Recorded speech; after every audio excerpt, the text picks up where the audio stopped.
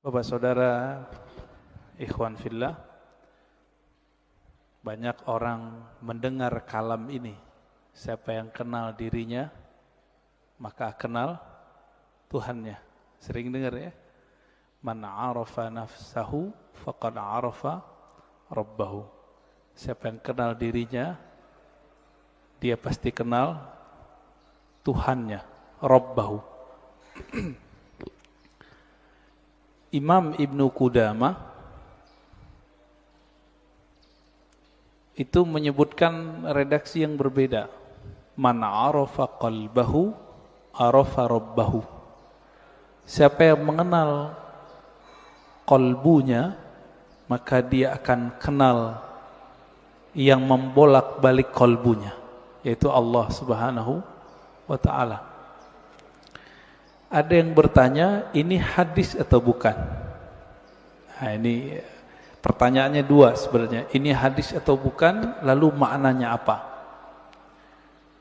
Setelah kita teliti, ilmu hadis itu, Bapak saudara Allah, jika kita buat pemetaan, ilmu keislaman, bahkan semua ilmu di dunia, itu dapat dirumuskan jadi 4 cara mengetahuinya. Disebut epistemologi. Bahasa Arabnya madarikul ulum. Bagaimana cara mengetahui suatu hal? Yang pertama lewat indera, bukti-bukti fisik. Yang kedua akal, kita pikirkan kita tahu. Yang ketiga kita tes. Yang keempat pakai spiritual, pakai rohani. Ilmu hadis itu yang pertama. Jadi ilmu hadis dia ilmu bukti fisik, mesti didengar, mesti ada bukti fisiknya. Maka secara ilmu hadis, hadis ini tidak bersumber dari Rasulullah sallallahu alaihi wasallam. Dari siapa ketemunya? Ternyata ketemu perkataan seorang ulama salaf namanya Yahya ibn Mu'az ar-Razi. Yahya bin Mu'az ar-Razi. Yahya bin Mu'az ar-Razi ini ulama ahli qalbu di zamannya. Beliau wali besar. Kalam-kalamnya itu bukan lagi kalam kayak kita. Dia jika berkalam, kalamnya itu hampir mirip dengan kalamnya Nabi sallallahu alaihi wasallam. Sehingga dikira ketika dia berkalam begitu, itu kalamnya Rasulullah sallallahu alaihi wasallam. Itu secara apa? Ilmu hadis. Siapa yang mengatakan itu? Imam Nawawi. Lalu diikuti oleh Imam Suyuti dan imam-imam yang lain. Jadi secara ilmu hadis nggak ketemu di Sahih Bukhari, ketemunya di perkataan-perkataan ulama. Nah, jadi tolong Bapak saudara Allah yang hobi ngaji tasawuf, harus tahu bab ini secara ilmu hadis. Ilmu hadis pendekatannya bukti fisik, disebut dengan empirik. Tapi ada seorang imam namanya Ibnu Arabi yang beliau menggabungkan ilmu zahir dan batin. Beliau ini ahli hadis, tapi lebih dikenal sebagai ahli qalbu. Guru hadisnya ratusan. Buktinya beliau meriwayatkan hadis-hadis langsung dengan sanadnya kepada Rasulullah sallallahu alaihi wasallam. Jadi dia sebutkan dari gurunya sampai kepada Nabi Muhammad sallallahu alaihi wasallam. Di dalam hadis yang sahih dikatakan man ra'ani fil manam faqad ra'ani. Siapa yang bertemu aku dalam mimpi, dia betul-betul bertemu aku. Fa inna syaitana la yatamatsalu bi. Karena syaitan tidak dapat menyerupai aku. Ibnu Arabi mengatakan ciri-ciri wali Allah itu kalau dia mimpi, dia sadar dia lagi mimpi. Ibnu Arabi mimpi ketemu Rasulullah dan dia sadar ini pasti mimpi karena Rasulullah sudah wafat. Lalu apa yang beliau lakukan? Beliau bingung dengan hadis yang tadi. Secara ilmu hadis tidak ketemu sumbernya. Maka beliau katakan, wahai Rasulullah, kata ahli hadis, ini enggak ada sumbernya, bukan kalam engkau. Apakah benar demikian? Dijawablah oleh Rasulullah dalam mimpinya, bukan, itu kalamku, wahai Ibnu Arabi. Ketika dia bangun, maka dia malu mengatakan, ini bukan hadis Nabi sallallahu alaihi wasallam. Kenapa? Minimal mimpi ini benar untuk dirinya, meskipun belum tentu benar untuk orang lain. Inilah asbabnya kenapa kalam ini kemudian menjadi ambigu. Apakah ini kalam Nabi atau kalam Yahya ibn Mu'az Ar-Razi? Ya, ini secara gabungan nih. Mimpi masuk kemana? Satu tadi empirik, bukti fisik. Mimpi yang nomor 4, zauq, intuisi, qalbu, ruh. Itu. Mungkin nggak ini dibuktikan? Dibuktikan oleh orang yang sudah sampai ke sana. Kalau oleh ahli hadis yang tidak sampai, kemampuan rohaninya sampai ke taraf ini nggak bisa. Jadi mohon maaf Bapak, kita nggak bisa bangga juga dengan ilmu hadis.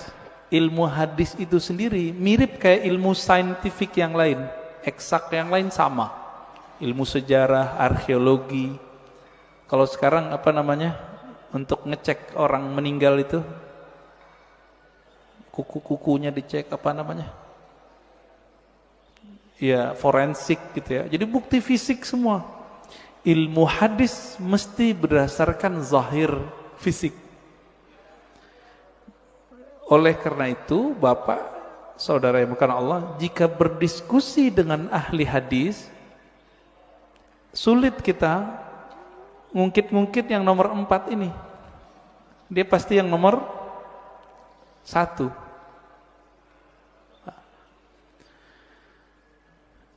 Coba lihat kalamnya. Siapa yang kenal diri, kenal Allah. Isinya benar gak? Bagus gak kalamnya? Bagus. Berarti secara ilmu hadis, tidak semua kata-kata yang bagus, kata-kata yang benar itu kalam Nabi. Secara ilmu hadis. Banyak Pak. Bahkan tidak semua yang benar itu kalamnya Nabi. Contohnya, Monas di Jakarta, benar gak? Saya bilang, Nabi bersabda, Monas di Jakarta. Jadi palsu gak? Jadi hadis palsu deh Pak. Maka tidak semua kata-kata yang benar, kata-kata yang baik itu pantas dikatakan bersumber dari Rasulullah sallallahu alaihi wasallam. Nah, ilmu hadis begitu Pak, agak kaku. Ilmu hadis ini dia harus dibuktikan. Saya ketemu guru saya ketemu gurunya. Ini sebagai contoh hadis yang paling sering kita dengar, innamal a'malu bin niat. Hadis ini Imam Bukhari mengambilnya dari ahli Mekah, namanya Humaidi. Gimana ketemunya? Oh, ternyata Imam Bukhari melakukan rihlah sekaligus haji. Bertemulah dengan Imam Al-Humaidi, murid dari Imam Syafi'i. Terbukti, secara ilmu hadis dikatakan muttasil, hadisnya nyambung.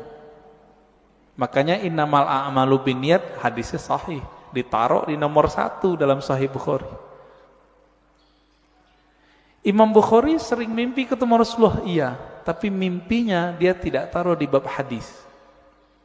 Ada seorang imam namanya Al-Baihaqi, punya kitab judulnya Syu'abul Iman dan Zuhud. Di kitab beliau menukil kalam Nabi tapi yang didapat orang dalam mimpi.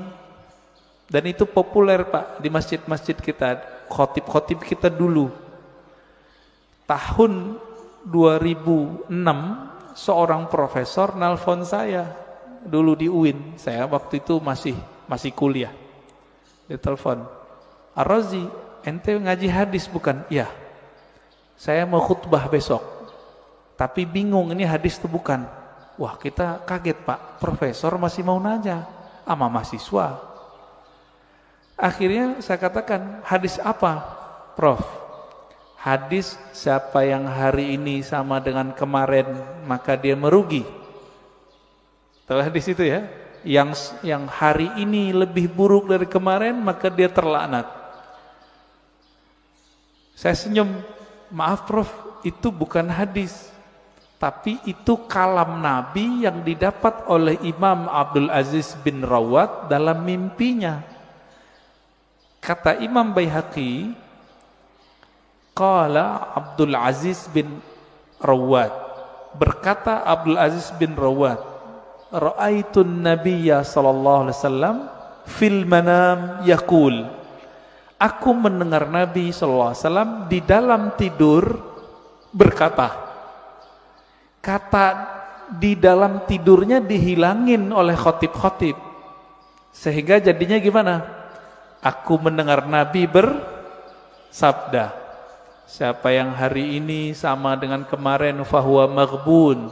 Siapa yang hari ini beda dengan kemarin, lebih buruk dari kemarin, fahuwa mal'un, terlaknat. Nah itu. Ini disebut hadis mimpi. Tapi ingat, hadis mimpi bukan hadis secara ilmu hadis. Tapi kalau versi yang keempat itu hadis Pak.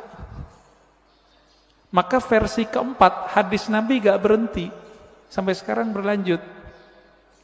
Menurut versi yang keempat, dari mana buktinya? Buktinya Nabi sendiri mengatakan, siapa yang bertemu aku dalam mimpi, dia betul-betul bertemu aku. Loh, tahu dari mana ketemu Nabi? Bapak Ibu Saudara ikhwan akhwat fillah, kita simpulkan kajian kita pada pagi ini bahwa hadis man arafa nafsahu faqad araf rabbahu bukanlah hadis Nabi secara ilmu hadis, tapi secara rohani, ahli rohani menganggapnya dari Nabi. Nah, ini tidak perlu dipertentangkan. Kenapa? Ilmunya beda. Ilmu hadis berdasarkan sumber empirik, ilmu ahli rohani berdasarkan pencapaian rohani. Dua ilmu ini tidak bertentangan, dia cuma beda jalan. Ya, karena dia beda jalan tidak disebut kontradiksi, karena tidak apple to apple. Ya, yang kontradiksi itu ada dua ahli hadis bilang kata ahli hadis ini sahih, satu ahli hadis mengatakan palsu, baru disebut kontradiksi. Jadi itu tidak perlu dipertentangkan. Dan yang kedua, maknanya sangat dalam, bahwa itulah inti dari ilmunya ahli ma'rifat. Siapa yang mengenal diri yang mana, hakikat yang mana, dan nah itulah yang banyak. Semoga kita mendapatkan ilmu itu sebelum nyawa ini berpisah dengan badan. Allahumma salli wa sallim wa barik ala nabiyina Muhammad. Assalamualaikum warahmatullahi wabarakatuh.